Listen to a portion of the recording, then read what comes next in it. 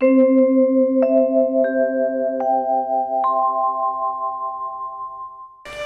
युग की बात है। नर्मदा नदी के किनारे राक्षसों में और देवताओं में ऐसा ऐतिहासिक युद्ध भयो। महाराज देवता तो अमर हो चुके थे अमृत पी के। देवताओं ने मार मार के राक्षसों को ढेर लगा दियो। नारद जी ने आके डांट लगाई, एक तो तुम लोगों ने बेईमानी की, अरे इन्होंने बराबर को में शक्ति लगाई थी समुद्र मंथन के समय।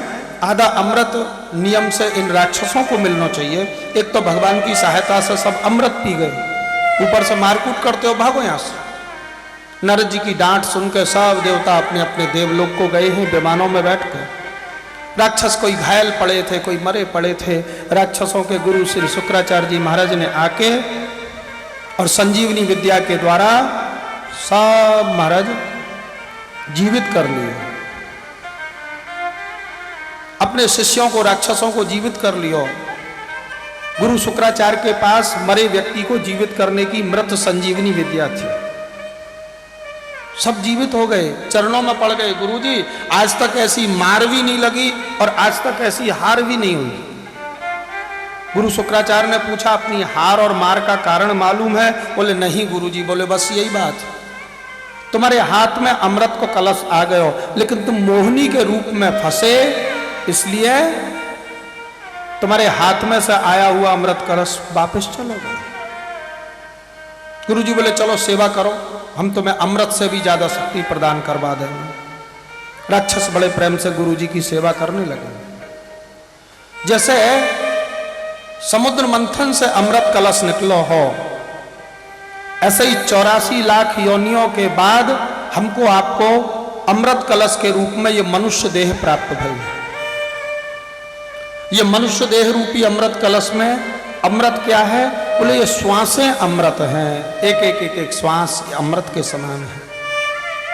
तो ये अमृत रूपी श्वासों को सदुपयोग करने की जगह संसार के जीव इनको संसार की मोहकता में नष्ट करके खाली हाथ चले जाएं, इसलिए इन अमृत रूपी श्वासों को ज्यादा से ज्यादा सदुपयोग करना है। इनके द्वारा साधना भक्ति बड़े प्रेम से साधनमय जीवन व्यतीत करना है। भोले बाबा की इच्छा हुई है भगवान को मोहिनी रूप देखने की। 2-3 दिन तक तो विष के प्रभाव से आनंद से बैठे रहे। समुद्र मंथन हो गयो, मोहिनी के दर्शन हो गए। अब भोले बाबा को होश आयो। पार्वती ने सब समाचार सुनाए, अरे प्रभु आप तो विषपान करके लेट गए थे, समाधि में चले गए थे। भगवान ने बड़े बड़े लीला की, मोहिनी रूप धारण किया। जैसे ही सुनिए वन में जाकर भगवान को बुलाने लगे, अवतारा मया दृष्टम। हे प्रभु मैंने आपके सभी अवतार देखे हैं, मोहिनी अवतार नहीं देखो। भगवान बोले मोहिनी अवतार क्यों देखना चाहते हो, गड़बड़ हो जाएगी। नहीं प्रभु मेरे माथे पे तो ज्ञान गंगा है। ठीक है। भगवान जैसे ही मोहिनी रूप से प्रकट हुए, और श्रीमद् भागवत में वर्णन है ताम बीक्ष देवम इति, मोहिनी के रूप को देख के महादेव के ज्ञान की इति हो गई। ये भी ध्यान नहीं दियो बगल में पार्वती खड़ी है, नंदीश्वर खड़े हैं, सबरे गण खड़े हैं, बस मोहिनी भगवान के तरफ बढ़ने लगे। और मोहिनी भगवान ने भी सारे संसार में दौड़ लगाई।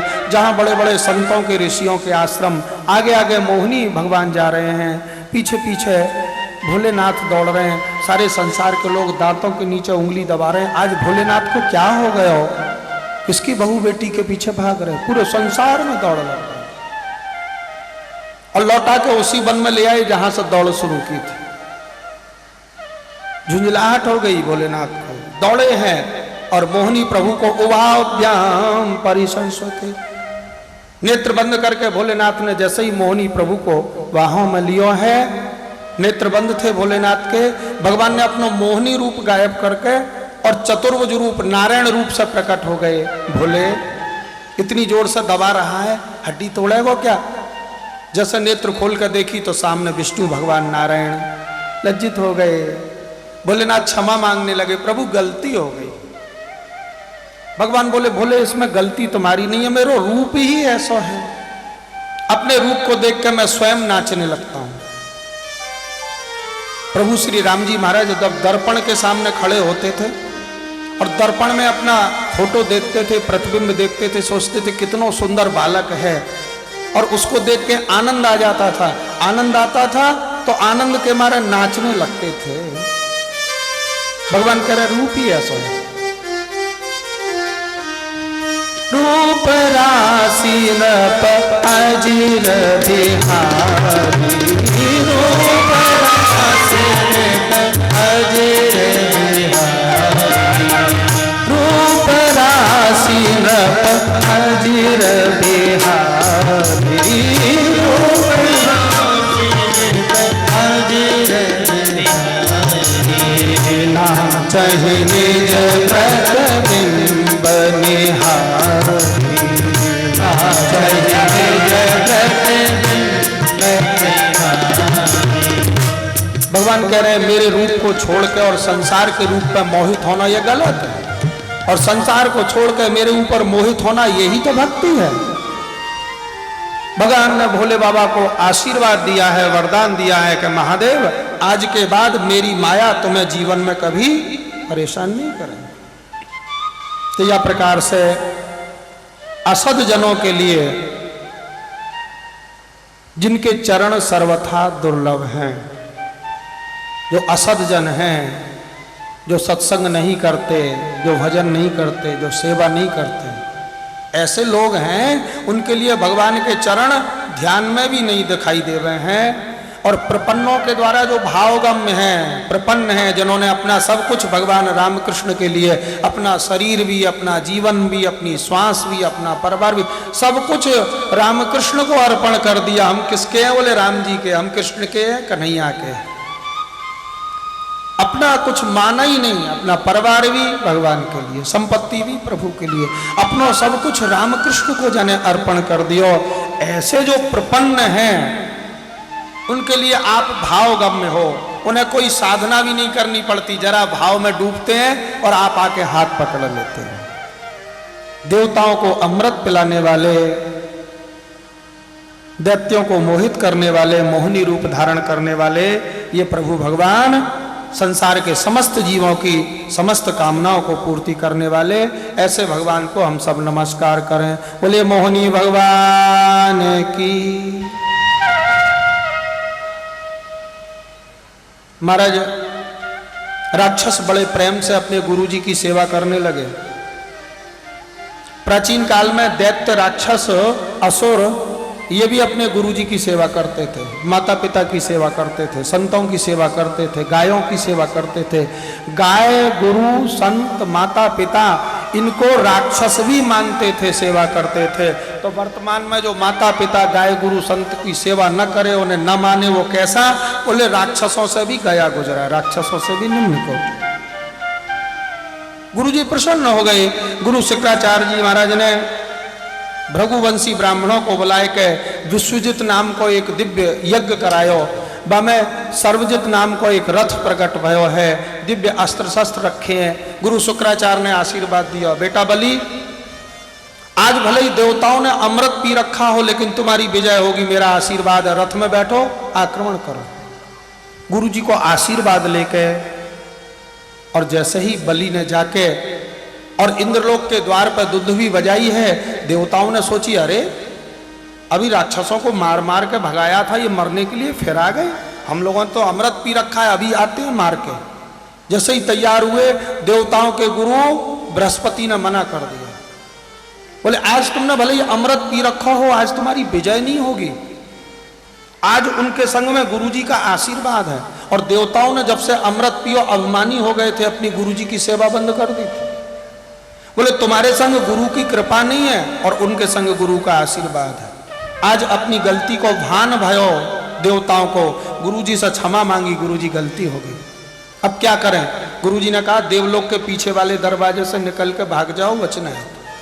गुरुजी की बात मान के देवलोक को खाली करके बिना युद्ध किए सब देवता भाग गए। बिना युद्ध के राक्षसों को इंद्रलोक प्राप्त हो गयो। इंद्र के सिंहासन पर राक्षस राज बलि जाके विराजमान हो।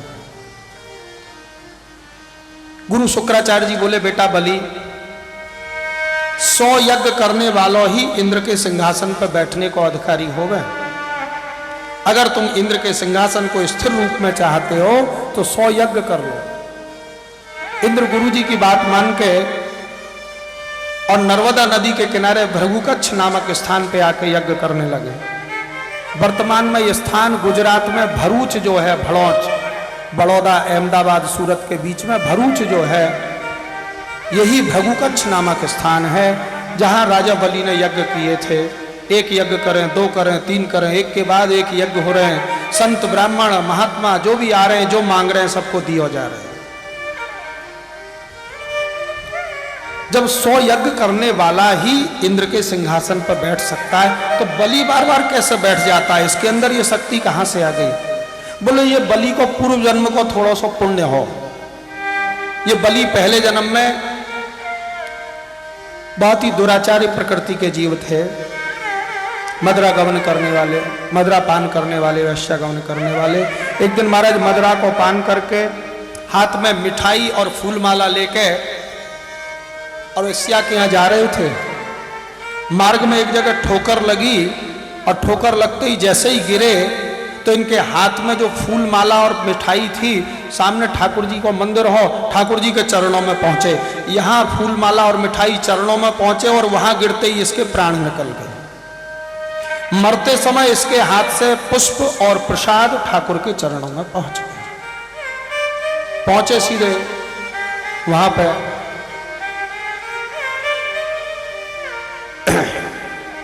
यमराज के, धर्मराज के सामने।